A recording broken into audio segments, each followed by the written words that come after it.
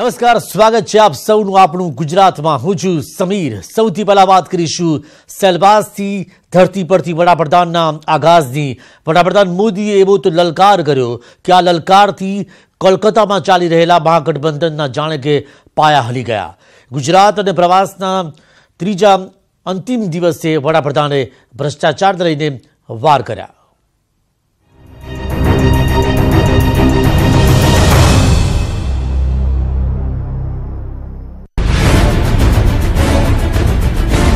લોકસભા ચૂંટણી પહેલા મોદીનો લલકાર. સેલવાસથી મોદીએ કર્યા મહાગઠબંધન પર વાર.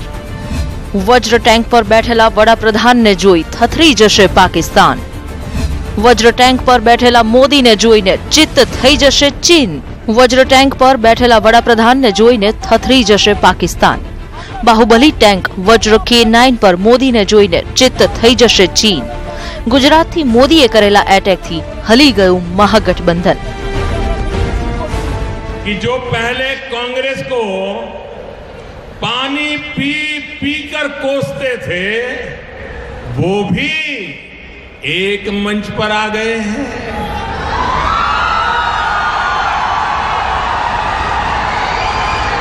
साथियों, ये महागठबंधन सिर्फ मोदी के खिलाफ ही नहीं, ये देश की जनता के भी खिलाफ है. धरती भले सेलवासनी होय पण मोदीए करेला आ शाब्दिक प्रहारथी महागठबंधन રીતસરનું હચમચી ઉઠ્યું હશે. એક તરફ કોલકાતામાં મહાગઠબંધન ચાલી રહ્યું હતું તો બીજી તરફ સેલવાસની ધરતી પરથી વડાપ્રધાને મહાગઠબંધન પર આકરા પ્રહાર કર્યા.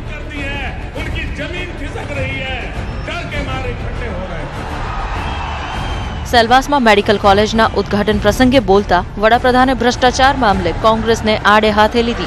साथियों, यही साफ नियत और स्पष्ट नीति इनको जरा खटक रही है. मोदी सरकारों के पुराने संस्कारों को क्यों बदल रहा है? इससे इनको तकलीफ हो रही है. इन्हें दिक्कत है कि मोदी भ्रष्टाचार के खिलाफ इतनी कड़ी कार्रवाई क्यों कर रहा है. વડાપ્રધાન મોદીએ ગુજરાતની ધરતી પરથી એક કાંકરે બે વિરોધીઓ પર વાર કર્યા છે. છેક સેલવાસથી તેમણે કોલકાતામાં ચાલી રહેલ મહાગઠબંધન અને વિપક્ષ એમ બંને સામે લોકસભાની ચૂંટણી પહેલા લલકાર ફેંક્યો.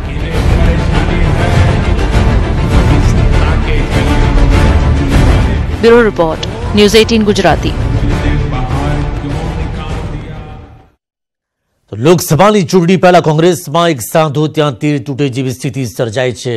દાદરાનગર હવેલીના કોંગ્રેસના પ્રમુખ મોહન ડેલકરે પીએમ મોદીનું સ્વાગત કરતા કોંગ્રેસમાં જાણે કે ભૂકંપ જેવી સ્થિતિ સર્જાઈ ગઈ. આમ તો મોહન ડેલકર ભાજપમાં જોડાશે તેવી પાછલા કેટલાય દિવસ સુધી અટકળો ચાલતી આવતી રહી છે. મોહન ડેલકર દાદરાનગર હવેલીમાં કોંગ્રેસના પ્રમુખ છે અને લોકસભાની ચૂંટણી માટે કોંગ્રેસ તરફથી તેઓ પ્રબળ દાવેદાર માનવામાં આવતા હતા. પરંતુ ડેલકરની પીએમની સભામાં સૂચક હાજરીથી પ્રદેશના રાજકારણમાં ઉથલપાથલ સર્જાઈ ગઈ. સંઘ પ્રદેશમાં કોંગ્રેસમાં ગાબડું પડે તેવી સ્થિતિ સર્જાઈ છે. સૌ કોઈ ચોંકી ગયા કે મોહન ડેલકર જે મંચ પર આવ્યા, મંચ પર આવે એટલું જ નહીં, તેમણે નરેન્દ્ર મોદી સાથે મુલાકાત કરી, તેમને શાલ ઓઢાડી, તેમની પાસે નજીકમાં ઉભા રહીને તેમણે ફોટો સેશન પણ કરાવ્યું. સરકારનો કાર્યક્રમ હતો અને એમાં અમારે પ્રદેશને મેડિકલ કોલેજની ફાળવણી થઈ અને એ બાબતે એના પ્રશાસને, એના વહીવટીતંત્રએ એક કાર્યક્રમનું આયોજન કર્યું હતું અને એમાં પ્રધાનમંત્રી હાજર રહ્યા હતા અને અમને પણ આમંત્રણ મળ્યું હતું. ના કોઈ અત્યારે મેં કીધું તેમ હું તો કોંગ્રેસમાં છું, કોંગ્રેસનો અધ્યક્ષ છું, કોંગ્રેસ માટે કામ કરું છું. અને હવે વાત દુશ્મનો પર વડાપ્રધાન મોદીના વજ્રઘાતની. દુશ્મન દેશો હવે થઈ જશે દોડતા. દેશ પર આતંકી ડોળો ફેરવનારાઓની હવે ખેર નથી, કારણ કે તેમના નાપાક ઈરાદાઓને ધૂળમાં ભેળવવા દેશની સેનાને મળી ગઈ છે બાહુબલી ટેન્ક વજ્ર K9. વડાપ્રધાન નરેન્દ્ર મોદીએ સુરતના હજીરામાં બનેલી આ ટેન્કનું નિરીક્ષણ કર્યું અને સેનાને આપી શક્તિશાળી ભેટ. દેશના દુશ્મનોની હવે ખેર નહીં. ભારત પર નજર બગાડનારાઓ થઈ જાઓ ખબરદાર. દુશ્મન દેશોના દાંત ખાટા કરવા સેના કરશે વજ્રઘાત. દુશ્મન દેશોને ધૂળ ચટાડવા જવાનો કરશે K9 થી હુમલો. ભારતીય થલસેનાને K9 વજ્ર ટેન્કની ભેટ મળતા જ તેની શક્તિમાં વધારો થયો છે. વડાપ્રધાન નરેન્દ્ર મોદીએ સેનાને આવી 100 ટેન્કની ભેટ આપી છે. વડાપ્રધાને ખુદ આ વજ્ર ટેન્કનું ઉદ્ઘાટન કર્યું.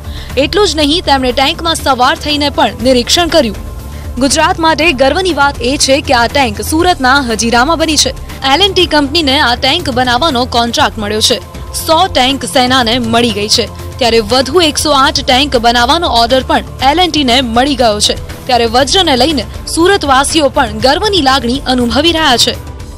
સંરક્ષણ દળો માટે પણ ગૌરવની લાગણી છે, પણ ખાસ અમે સુરતીઓ એટલા માટે ગૌરવની લાગણી અનુભવીએ છીએ કે આ ખૂબ જ મહત્વપૂર્ણ કહી શકાય એવી K9 વજ્ર ટેન્ક જ્યારે આપણી સેનામાં સામેલ થવા જઈ રહી છે, ત્યારે એના મોટાભાગના પાર્ટ સુરતની ધરતી ઉપર બની રહ્યા હોય એટલે સ્વાભાવિક છે કે સુરતના તમામ નાગરિકો, તમામ સુરતીઓ ખૂબ ગૌરવની લાગણી અનુભવે.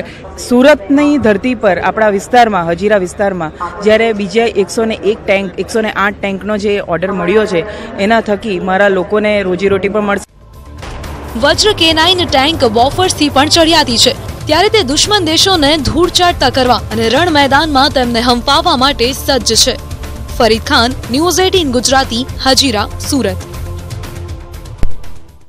તો વજ્ર ટેન્ક દુશ્મનોના છોડાવી દેશે છક્કા, નહીં આપે મચક. દુશ્મનોના તમામ પ્લાનિંગ પર ફેરવી દેશે પાણી.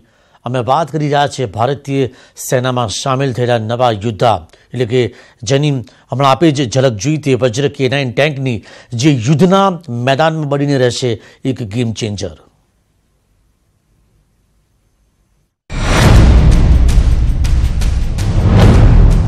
સેનામાં ગેમ ચેન્જરની એન્ટ્રી.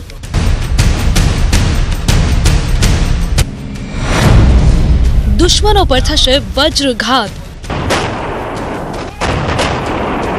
બોફોર્સને પણ ટક્કર આપતી ટેન્ક. વડાપ્રધાનના મહત્વાકાંક્ષી પ્રોજેક્ટ મેક ઇન ઇન્ડિયા હેઠળ શક્તિશાળી વજ્ર K9 ટેન્ક દેશની સેનામાં સામેલ થઈ છે. સુરતના હજીરામાં વડાપ્રધાને ટેન્કનું લોકાર્પણ કરી તેને સેનાને સમર્પિત કરી. આ બાહુબલી ટેન્ક મળતા જ દેશની સેના વધુ ઉર્જાવાન બની છે. ત્યારે શા માટે આ વજ્ર ટેન્ક આટલી ખાસ છે? શા માટે તેના આટલા વખાણ થઈ રહ્યા છે? તેની વિશેષતાઓ પર નજર કરીએ. બોફોર્સ ટેન્કને પણ ટક્કર આપવા સક્ષમ. 55 મીમી 52 કેલિબર ટ્રેક વાળી ઓટોમેટિક બંદૂક સિસ્ટમ. 40 કિલોમીટરથી 52 કિલોમીટર સુધીની મારક ક્ષમતા. વજ્ર એક સ્વયં સંચાલિત આર્ટિલરી સિસ્ટમ. શેલનું મહત્તમ ટ્રાન્સફર રેટ પ્રતિ મિનિટ 12 રાઉન્ડ. 480 કિલોમીટર સુધીની ઓપરેશનલ રેન્જ. વજ્ર K9 ટેન્કનું વજન 47 ટન.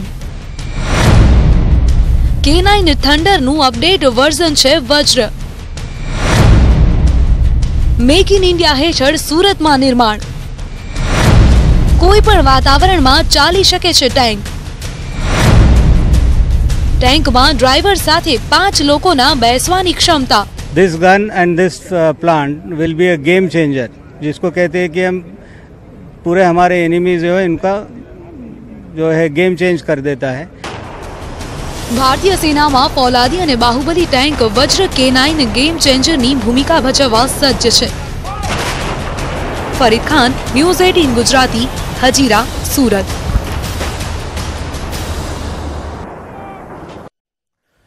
અને હવે વાત કરીશું હીરાબાણી કે જેમના આશીર્વાદ માટે પહોંચ્યા હતા વડાપ્રધાન મોદી.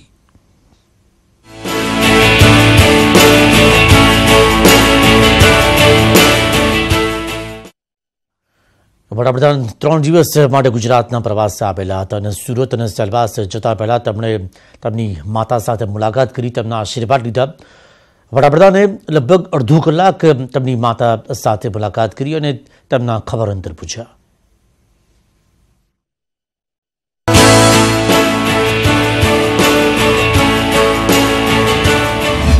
ગુજરાત પ્રવાસના અંતિમ દિવસે માતાને મળ્યા મોદી. પીએમ મોદીએ લીધા માતાના આશીર્વાદ. 30 મિનિટ સુધી હીરાબા સાથે કરી મુલાકાત. ગુજરાત પ્રવાસના અંતિમ દિવસે ગાંધીનગરથી વિદાય લેતા પહેલા વડાપ્રધાન મોદીએ માતા હીરાબાના આશીર્વાદ લીધા. નરેન્દ્ર મોદી પોતાના કાફલા સાથે ગાંધીનગરના રાયસણ ખાતે માતા હીરાબાના ઘરે પહોંચ્યા. પીએમએ માતા અને પરિવારની સાથે લગભગ અડધો કલાક જેટલો સમય વિતાવ્યો. સામાન્ય રીતે મોદી ગુજરાત આવે ત્યારે તેમના માતાને અચૂક મળતા હોય છે. ગુરુવારે અને શુક્રવારે વ્યસ્ત કાર્યક્રમને કારણે તેઓ માતાને મળી નહોતા શક્યા. તેથી ગુજરાત પ્રવાસના ત્રીજા દિવસે તેઓ સવારે માતા હીરાબાને મળવા પહોંચ્યા હતા.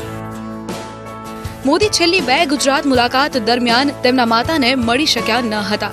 જોકે આ વખતે મોદી આવતા ગાંધીનગરના વૃંદાવન બંગલો અને આસપાસ સઘન સુરક્ષા વ્યવસ્થા ગોઠવવામાં આવી હતી. મોદીએ મુલાકાત લેતા વૃંદાવન બંગલોમાં રહેતા હીરાબાના પાડોશીઓએ પણ વડાપ્રધાનને મળવાનો આનંદ વ્યક્ત કર્યો હતો. આટલા ઓનરેબલ પ્રાઇમ મિનિસ્ટર આપણા ત્યાં અને આપણે એમને નજીકથી જોવાનો જે લાવો મળે છે એ બહુ ખરેખરમાં લાભદાયી છે અને આપણા માટે પ્રાઉડ ફીલ થાય છે. આપણને એટલું કહેવા માંગુ છું 2019માં આપણા ગુજરાતના નરેન્દ્ર મોદી વડાપ્રધાન બને એવી અમારી ઈચ્છા છે. લોકસભાની ચૂંટણી પહેલા મોદીએ માતાના આશીર્વાદ લીધા છે, ત્યારે સતત બીજી વખત નરેન્દ્ર મોદી વડાપ્રધાન પદને શોભાવે એવા આશીર્વાદ માતા હીરાબાએ આપ્યા હશે. Bureau report, news 18 Gujarati. હવે હાઈટેક યાત્રાની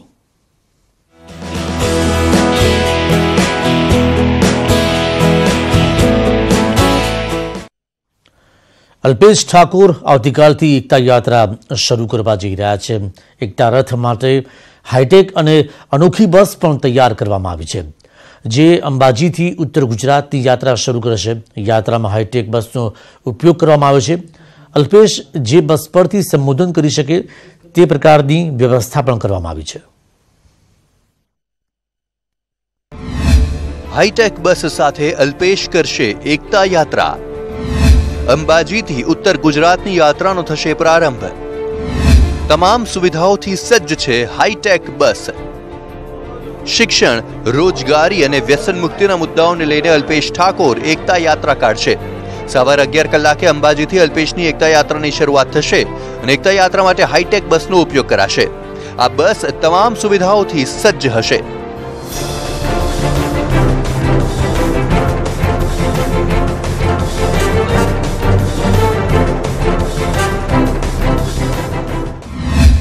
સોફા, કબાટ સહિત ટીવી સુવિધાથી સજ્જ છે બસ. બસની 4 બાજુ સ્પીકરની વ્યવસ્થા. બસ પરથી કરી શકાશે સંબોધન. સોફા, કબાટ સહિત ટીવીની પણ આ બસમાં સુવિધા છે. તે ઉપરાંત આ બસની 4 બાજુ સ્પીકરની પણ વ્યવસ્થા છે, જેથી બસ પરથી જ સંબોધન કરી શકાય. પ્રણવ પટેલ, ન્યૂઝ 18 ગુજરાતી, અમદાવાદ. અને હવે વાત કરીશું ભરવાડ સમાજની કે જે ગાયને રાષ્ટ્રીય પશુ જાહેર કરવાની માંગ સાથે મેદાનમાં ઉતર્યો છે. ઓબીસી, એસટી, એસી એકતા મંચના પ્રમુખ મુકેશ ભરવાડે સરકાર પર ગંભીર આરોપ લગાવ્યા કે સરકારે સમાજને તોડવાનો પ્રયાસ કર્યો છે. આ ઉપરાંત ગુજરાતમાં વિશાળતમ સંમેલન કરવાની પણ ચીમકી ઉચ્ચારી. આ રાજ્યના શાંતિપ્રિય નાગરિક છીએ.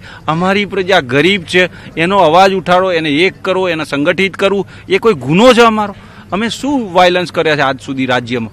અમે આટલી સંયમતાથી વાતો કરીએ છીએ. અમારા ઉપર પોલીસ બેહાડી દેવામાં આવી છે આજે. એટલે અમે કર્યું છે શું? અમે સરકારને એક જ વસ્તુ કહેવાય કે તમે લાખો કરોડો રૂપિયાના ખાલી વાયદા કરો છો, ઉદ્યોગપતિઓનો 7,000 રૂપિયા, 15,000 રૂપિયાની થાળીઓ જમાડો છો.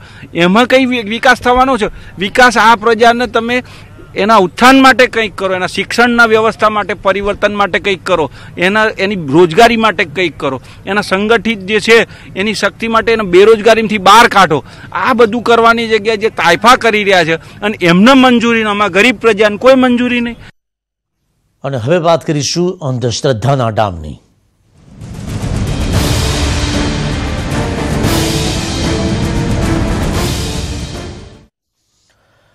અંધશ્રદ્ધાના ડામ આપવામાં આવ્યા એક માસૂમને ઉંમર માત્ર 3 મહિના રાજકોટમાં ભરાય છે આ પ્રકારનો પાખંડનો મેળો જે જિલ્લાએ ગુજરાતને સીએમ આપ્યા તે જિલ્લામાં ધમધમી રહ્યા છે અંધશ્રદ્ધાના મેળા અંધશ્રદ્ધાની હાટલીઓ જે જિલ્લામાં એમ્સ આવવાની છે અત્યાધુનિક સુવિધા ધરાવતી એમ્સ જ્યાં શરૂ થવાની છે તે રાજકોટ જિલ્લામાં અંધશ્રદ્ધા એવી ફેલાઈ કે 3 મહિનાની બાળકીને રિસર્ચના ડામ આપવામાં આવ્યા મેડિકલ સાયન્સ ક્ષેત્રે નવા આયામ રચાવાના છે ત્યાં કોણે અંધશ્રદ્ધાની ધૂણી દખાવી તે વિશે અમારા સંવાદદાતાએ જ્યારે પડતાલ કરી ત્યારે ખબર પડી કે અંધશ્રદ્ધાના દૂષણની આડમાં લોકોના દર્દ સાથે ચેડા કરતો એક વ્યક્તિ સામે આવ્યો જે જામ કંડોળાના સુકી સાજડીયાળી ગામનો છે અને તેને બીમારના નામે માત્ર 3 મહિનાની બાળકીને ડામ આપ્યા બાદ બાળકીનું દર્દ તો દૂર ન થયું પરંતુ તે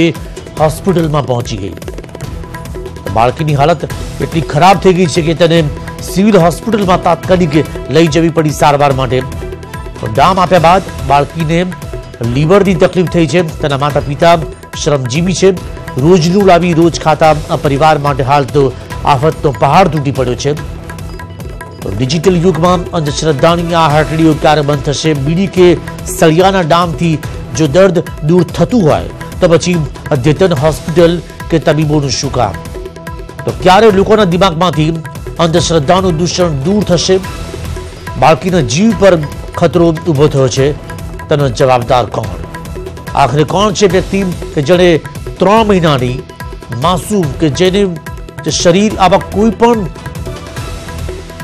પ્રકારના ડામને તે સહન ન કરી શકે તેવો કિસ્સો સામે આવ્યો છે રાજકોટ જિલ્લામાં 3 મહિનાની બાળકીને ડામ આપતા જ અંધશ્રદ્ધાની બીમારી જાણે કે લાગુ થઈ ગઈ હોય સમગ્ર રાજ્યમાં તેવું લાગી રહ્યું છે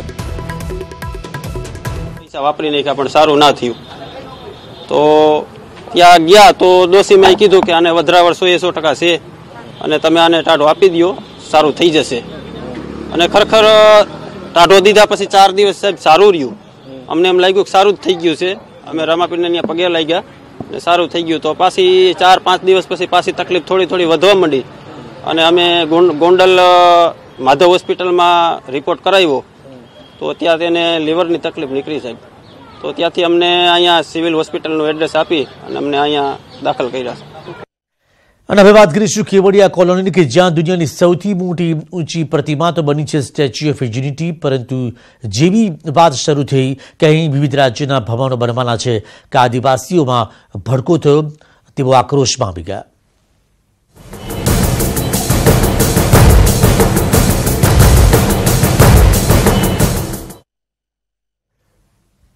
કેવડિયા કોલોની કે જે વિશ્વભરમાં જ પ્રસિદ્ધ થઈ છે કારણ કે દુનિયાની સૌથી ઊંચી પ્રતિમા સ્ટેચ્યુ ઓફ યુનિટી અહીં બની છે અને હવે સરકાર અહીં દેશના 33 રાજ્યોના ભવન બનાવવાનું આયોજન કરવા જઈ રહી છે પરંતુ આ ભવન બનાવવામાં ગ્રામજનોની જમીન જતી રહેવાના વિવાદની સાથે વંટોળ એવો જે ફેલાયો કે આદિવાસીઓ આક્રોશમાં આવી ગયા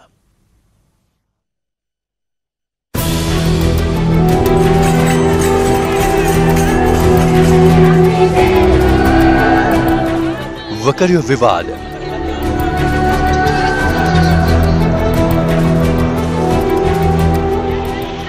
બાદ પોલીસ પર થયો પથ્થરમારો અને ગ્રામજનો પર થયો લાઠીચાર્જ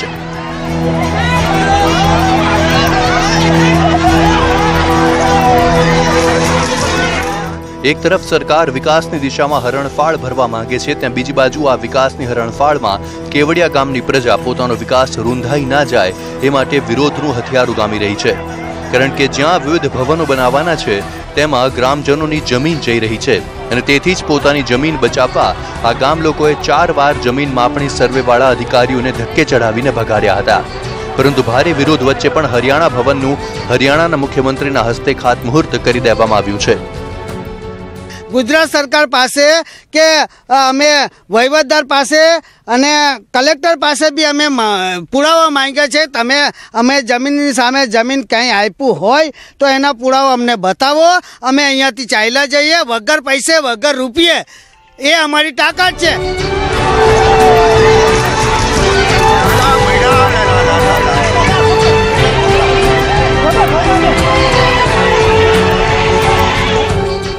એક તરફ હરિયાણા ભવનનું ખાતમુહૂર્ત ચાલતું હતું, બીજી બાજુ જમીન બચાવવા 6 ગામની પ્રજા અને પોલીસ વચ્ચે ઘર્ષણ ચાલતું હતું. મોટી સંખ્યામાં આદિવાસીઓ એકઠા થઈને પોલીસ પર પથ્થરમારો કરતા પોલીસે પણ સ્વ બચાવ માટે હળવો લાઠીચાર્જ કર્યો, જેથી ભારે નાસભાગ મચી હતી. એટલું જ નહીં, રોષે ભરાયેલા ગ્રામજનોએ પ્રવાસીઓને પણ રોક્યા હતા. તેથી પોલીસે 140 જેટલા ગ્રામજનોને ડિટેન કરી કાયદેસરની કાર્યવાહી કરી. ત્યારે હવે પોતાની જમીન બચાવવા લડી લેવાના મૂડમાં આવેલા ગ્રામજનોને કેવી રીતે ન્યાય મળે છે, સરકાર શું સહાય કરે છે, તે જોવું રહ્યું. દીપક પટેલ, ન્યૂઝ 18 ગુજરાતી, નર્મદા. અને હવે વાત કરીશું વિવાદિત ધર્મ પરિવર્તનની.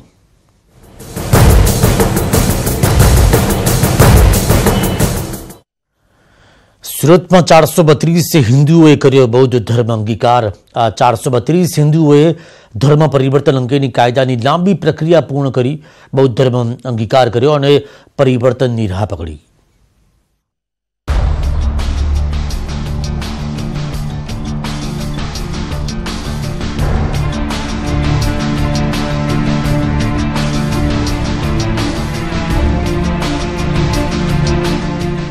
પરિવર્તનના પંથે પ્રજા છોડ્યો હિન્દુ ધર્મ, અપનાવ્યો બૌદ્ધ ધર્મ.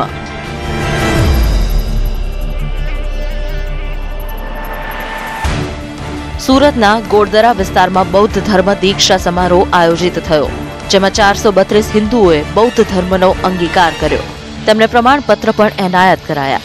આ દીક્ષા સમારોહ કાર્યક્રમમાં ઇન્કમટેક્સ વિભાગના ચીફ કમિશનર સુબચ્ચન રામ અને સુરતના કલેક્ટર ડોક્ટર ધવલ પટેલ ઉપસ્થિત રહ્યા.